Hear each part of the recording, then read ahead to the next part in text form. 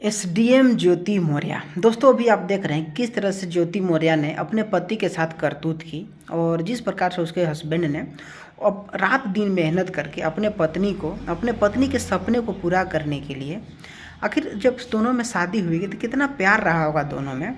और उसी प्यार को देखते हुए उसके हस्बैंड ने दिन रात मेहनत करके अपने पत्नी को चाहा कि हम किसी तरह से इसे पढ़ा लिखा करके अफसर बना दें। और वही हुआ, बेचारे ने दिन रात मेहनत किया, पैसे किए, अपने जो उसका कुछ शौक़ रहा होगा उस चीज़ को सलाखों में रह करके उस चीज़ को देखा तथा वह दिन रात मेहनत करके कमा करके अपने पत्नी को पढ़ाई तथा उसे पीसीएस का एग्ज़ाम क्लियर करवाया। और यहाँ तक कि वो उसकी जो पत्नी थी ज्योति मौर्य वो एसडीएम बन भी गई। लेकिन बाद में वही जो पत्नी थी वो सरकारी आवास में पता चला कि वो अपने से सीनियर कमांडेंट के साथ सो रही है, अवैध संबंध बना रही है। और अवैध संबंध बनाते हुए उसका हस्बैंड ने देख लिया। और आज उसकी करतूत इतनी नीच हो गई, इतनी करतूत, उसकी नीयत इतनी गिर गई कि वो यहाँ तक कि किसी दूसरे गैर मर्द के साथ के पैसे वालों के साथ सीनियर कमांडेंट के साथ अवैध संबंध तो बना ही रही थी। लेकिन इसके अलावा उसने किस तरह से अपने पति को मारने तक की साजिश रच दी, किस प्रकार से अपने पति पर इल्ज़ाम लगा दी कि दहेज मांगता है, दहेज प्रताड़ित करता है। और ऐसे आरोप लगाई जिसका कि कभी बात ही नहीं निकला था। अंशुल मौर्य ने कभी ऐसी बात ही नहीं की थी तथा उसे उस केस में फंसाया जा रहा था जिस चीज़ की वो कभी डिमांड ही नहीं किया था।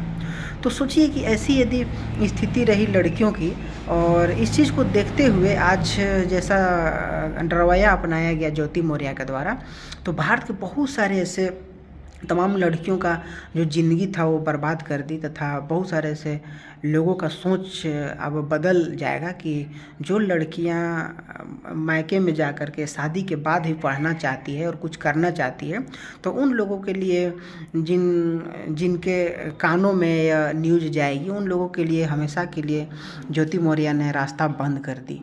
और ऐसी जो घटिया सोच, क्योंकि बेबुनियाद इल्ज़ाम लगाएगा। और कितनी बेशर्मी से यदि इतना पढ़ लिख करके कोई अपने पीछे जो उसका जो कारण है जिसके बदौलत उसने उपलब्धि हासिल की है और पढ़ लिख करके यदि उसे भूल ही जाए तो उसके पढ़ाई का क्या महत्व है, पढ़ाई का क्या मतलब है। लेकिन वही किया गया ज्योति मौर्य के द्वारा, जो कि बहुत ही बेशर्मी के साथ हो पेश आई।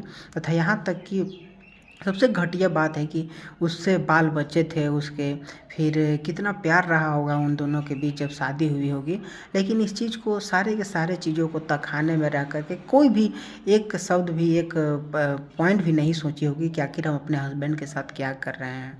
और ऐसा किया गया कि यहाँ तक कि मरवाने तक की साजिश रच दी गई। अपने पावर का गलत इस्तेमाल करके उस पर बेबुनियाद केस लगाए गए, केस लादे गए।